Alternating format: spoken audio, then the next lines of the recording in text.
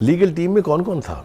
सबसे बड़ा नाम तो उसमें अली जफर है। अली जफर साहब ने पीटीआई के और इमरान खान की कितनी केसेस में जान बचाई है और कितना उनका कंट्रीब्यूशन है, उनको इस तरह यकजुम्बश कलम फारग कर देने की मैं मुजम्मत करता हूँ। सही। और ये अच्छी मिसाल नहीं है। खान साहब के करीब होने के लिए अब लोग 2 बार सोचेंगे। मेरी बात रिकॉर्ड पे रखिएगा। अच्छा। ऐसा क्यों हुआ है? क्यों? ऐसा इसलिए हुआ है कि 2 अशखास हैं जिनमें से एक का नाम तो है लतीफ़ खोसा और दूसरे हैं चौधरी एतजाज आसन साहब। अच्छा। वो वैसे तो अब कहीं के भी नहीं रहे ना, इसलिए कि ना वो अपनी पार्टी के हैं। वो जिस थाली में खाते रहे उसमें छेद करते रहे हैं। सारी ज़िंदगी उन्होंने रिस्पेक्ट करवाई है पीपल्स पार्टी में, पीपल्स पार्टी ने उनको रिस्पेक्ट दी है, लेकिन ऐसे ऐसे मौक़ों पर उन्होंने डिसोन किया अपनी पार्टी को कि जिसकी तारीख में मिसाल नहीं है। नहीं तो इन दोनों का क्या कंट्रीब्यूशन है? लोगों को शायद पता नहीं है, मुझे ये मालूम है कि ये भुट्टो साहब के दौर में भी सूबाई काबीना में शामिल थे और फिर इस्तीफ़ा दे के जा रुले थे असगर खान साहब की पार्टी में, तहरीक इस्तक़लाल में। अच्छा। एक बात। दूसरी बात यह कि लतीफ़ खोसा साहब जिनकी वो पार्टी कहाँ से कहाँ ले गई है, उन्होंने भी पार्टी के साथ एक बेटे की टिकट के ऊपर कंप्रोमाइज़ करके, यानी पीटीआई से टिकट लेने के चक्कर में उन्होंने अपनी पार्टी को डिसोन किया। अब उनकी एक गुफ्तगू जो है वो सोशल मीडिया पर भी वायरल है और कानों तक भी पहुंच रही है कि लतीफ़ खोसा साहब, टिकट का मामला था बुखारी जी जी बिल्कुल, दोनों के बेटों की टिकट का मामला था। साहब ने स्टैंड लिया, इस तरह का स्टैंड तो पीटीआई के लोगों ने नहीं लिया। ठीक है, बिल्कुल आप ठीक कह रही हैं। वही अब खान साहब को मशवरा दे रहे हैं कि ये जो मर्डर केसेस है ना 2 आपके ऊपर, इसके ऊपर आपकी जान पर बड़ा अजाब आने वाला है। अच्छा। और भी बहुत कुछ कहा है उन्होंने, वो मैं आज रोक रहा हूँ। ये जो डिसॉल्व किया उन्होंने अपनी legal committee, central legal committee, इसमें इन दोनों का क्या? इन्हीं का, इसके अलावा और किसी का रोल है ही नहीं। अच्छा, इनके कहने पे किया। हाँ, तो अब इनको बना दिया ना उन्होंने, खोसा साहब बन गए ना। सही हो गया। ठीक है, समझ आ गई ये बात आपकी। सही। ये जो हेस्ट के फैसले हैं ना, ये उस वक्त होते हैं जब कोई एक बड़ा लीडर जो है वो ब्रेक हो रहा हो। ये इस किस्म के अनहोने फैसले करना, ये आपकी वीकनेस की दलील है, आपकी बहादुरी की दलील नहीं है। ठीक है जी। अब आ जाइए जनाब उस इंटरव्यू की तरफ जिसका मैं जिक्र कर रहा हूँ।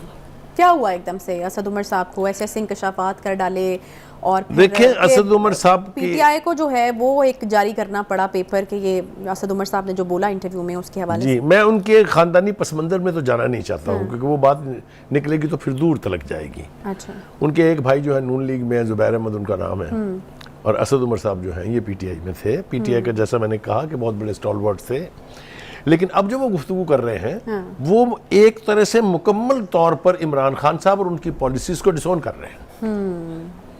मतलब अपना दामन झाड़ रहे हैं वो उन जी, ये मैं आपको वसूख से कह रहा हूं, क्योंकि ये याद रखिए कि जो असद उमर हैं ये चूंकि पार्टी के सेक्रेटरी जनरल भी थे और इमरान खान साहब के करीब 3 लोगों में इनका शुमार होता था, लिहाजा वो बात जो उस वक्त कहते थे उस पर भी बड़ा लोग रिलाई करते थे, और अब जो वो बातें कर रहे हैं उस पर भी लोग सीरियसली सोच रहे हैं कि क्या कह रहे हैं, वो क्या कह रहे हैं। उन्होंने एक तो ये कहा जी कि जो मज़ाकरात के 2 दौर हुए थे पीडीएम की हुकूमत के साथ, उनमें पीडीएम को हम यहाँ तक ले आए थे कि वो डेट देने के लिए तैयार थे असम्बलियाँ तोड़ने की। वो कहते हैं कि मैंने इमरान खान साहब को और तमाम जो निगोशिएटर मेरे साथ थे उनको कायल करने की कोशिश की कि डेट ले लें, अगर आपने डेट ना ली तो इलेक्शन ओझल हो जाएंगे नजरों से। और वही हुआ। लेकिन उसने इंटरव्यूअर ने उससे पूछा कि ये फैसला फिर किसने किया कि नहीं लेनी, कि नहीं है, हम ये वापस आ जाए यहाँ से। उन्होंने फिर इसकी वजाहत की कि कोई भी फैसला पीटीआई में बड़ा फैसला वो इमरान खान साहब की मर्जी के खिलाफ या मर्जी के बगैर नहीं होता। अच्छा। तो उन्होंने सारा मलबा जो है इमरान खान साहब पर डाल दिया है कि उस मुज़ाकरात से वापस होने का फैसला खान साहब का था। सही। ठीक है जी। दूसरी बात वो ये कहते हैं कि -1 फार्मूला की बात हो रही है बहुत ज़्यादा। -1 फार्मूला उनका ख्याल ये है कि वो सिर्फ इसी सूरत में हो सकता है खान साहब खुद माइनस हो जाए। अच्छा, वो कहें कि मैं बैक जाता हूँ, वरना नहीं हो सकता, क्योंकि वरना वो कहते हैं -1 का मतलब है माइनस पीटीआई। यानी अगर किसी ने माइनस कर दी खान साहब को तो पीटीआई फारग हो जाएगी। Which is true. मेरे ख्याल में आप भी बिलीवर हैं हाँ, मेरे ख्याल से बिल्कुल वो ठीक कहते हैं। सही, ठीक हो गया जी। हाँ। उसके बाद वो कहते हैं कि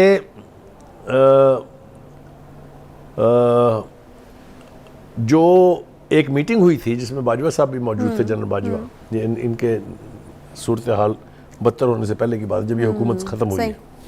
वो कहते हैं उसमें मैंने ये कहा था कि हम इज्तिमाई तौर पर अपने ऑब्जेक्टिव अचीव करने में नाकाम हो गए। यानी वो ये कहना चाह रहे हैं कि मैंने ये बात पार्टी के टॉप इजलास में, एक अहम इजलास में बता दी थी कि हम अपने ऑब्जेक्टिव अचीव नहीं कर सके, लिहाजा हम नाकाम हो गए। दूसरी तरफ जनाब आ जाइए अब। अच्छा बुखारी साहब, ये जो इलेक्शन ना लड़ने वाली बात उन्होंने की है, अब वो कह रहे हैं कि मैं तो पहले डिसाइड कर चुका था। देखें, उन्होंने बहुत कंडीशनल बात की है। उन्होंने कहा है कि मैंने कई महीने पहले ये फैसला कर लिया था कि मैं इलेक्शन नहीं लड़ूंगा 2023 का। अच्छा। लेकिन साथ ही उन्होंने ये कहा है कि अगर हालात ऐसे हो जाएं, अच्छा, या मैं समझूं कि ये जरूरी है इलेक्शन लड़ना, तो कोई ये हरफ आखिर भी नहीं है। अच्छा, लड़ भी सकते। लेकिन ये वो बात कह रहे हैं कि हालिया जो इस वक्त हालात हैं, इसके तहत मेरा कोई इरादा नहीं है 2023 के इलेक्शन लड़ने का। अच्छा। वो ये कहते हैं कि मैंने पहले भी कहा था और मैं अब भी कह रहा हूँ कि अगर पीटीआई चाहती है कि मुल्क में इलेक्शंस हो, मुल्क में पॉलिटिकल स्टेबिलिटी आए, तो तमाम स्टेक होल्डर्स को बशम खान साहब और पीटीआई को 2-2 कदम पीछे हटना होगा। यानी वो डिसोन कर रहे हैं इमरान खान की इस वक्त की पॉलिसी को कि अगर आप इसी पर कायम रहे तो आपको भी और पार्टी को भी नुकसान होगा। ये वो बड़े दबंग तरीके से कह रहे हैं। और एक और हम बात जो उन्होंने की थी, उन्होंने कहा था कि वो शुरू से इख्तलाफ करते रहे हैं। खान साहब के जो सियासत करने का तरीका था, यहाँ जो एक रिफ्ट थी, वो इस्टेब्लिशमेंट के साथ ही नहीं बल्कि दीगर पार्टीज के साथ भी बैठने का वो जो एक था कि नहीं बैठेंगे, बात ही नहीं करेंगे, तो वो देखिए मैंने फिर आपको कहा कि इस वक्त उसने अपना सारा मलबा जो है वो खान साहब पे डाल दिया, खुद कोई जिम्मेदारी लेने के लिए तैयार नहीं है। अब आ जाए 9 मई पे। 9 मई के हवाले से वो कहते हैं कि जो भी स्ट्रेटजी, मुझे नहीं पता कि कोई स्ट्रेटजी थी, यानी वो बिल्कुल डिसोन कर रहे हैं कि 9 मई के बाद जो कुछ हुआ उसमें उनका कोई हिस्सा था या उनके इल्म में था। वो कहते हैं मेरे इल्म में भी नहीं है। लेकिन 9 मई के बाद जो हुआ और जो अब शवाहद सामने आ रहे हैं, वो लगता है कि वो एक calculated and well planned policy का हिस्सा था। यहां तक भी कहा जा रहा है कि टारगेट्स तय थे कि अगर खान साहब को पकड़ा जाएगा तो कहां कहां जाके अटैक करना है। ये शवाहद सामने आ रहे हैं, ये कोर्ट के रिकॉर्ड पर भी बातें सामने आ रही हैं। देखिए, वो ये कहते हैं कि मैं तो टकराव की रविश से इत्तेफाक कभी करता ही नहीं था। Again he is disowning his role and his responsibility in anything that has gone. लेकिन यहाँ पे भी थोड़ा सा तजाद है बुखारी साहब। उन्होंने ये भी कहा कि मुझे हालात ऐसे बनते हुए नजर आ रहे थे, जिस तरह 9 मई का सानहा हुआ तो उस तरफ हालात जा रहे हैं। तो ये उन्होंने बिल्कुल कहा है। लेकिन आपने ये बात अब जो कह रहे हैं, अब भी तो पब्लिकली कह रहे हैं ना, उस वक्त क्यों नहीं कही? उस वक्त क्यों एक प्रेस कॉन्फ्रेंस नहीं कर दी कि मैं खान साहब आपको वार्न कर रहा हूं, देखिए अगर आपने ये किया तो ये हो जाएगा। बहुत बहुत बड़ा हो जाता कद उनका, यकीनन। ठीक है। हाँ। दूसरी बात ये है कि वो कहते हैं कि मेरे बारे में और फौज के बारे में इब्हाम फैलाया जा रहा है। वो कहते हैं, अब ये बहुत यानी बारीक वारदात है, गौर से सुनिएगा इसको। वो कहते हैं फौज 4 जनरलों की नहीं होती। अच्छा। यानी वो ये कह रहे हैं कि बाजवा वगैरह की भी नहीं थी और अब जो है इनकी भी नहीं है। अच्छा। और वो कहते हैं वो 7 लाख सिपाहियों की भी नहीं है।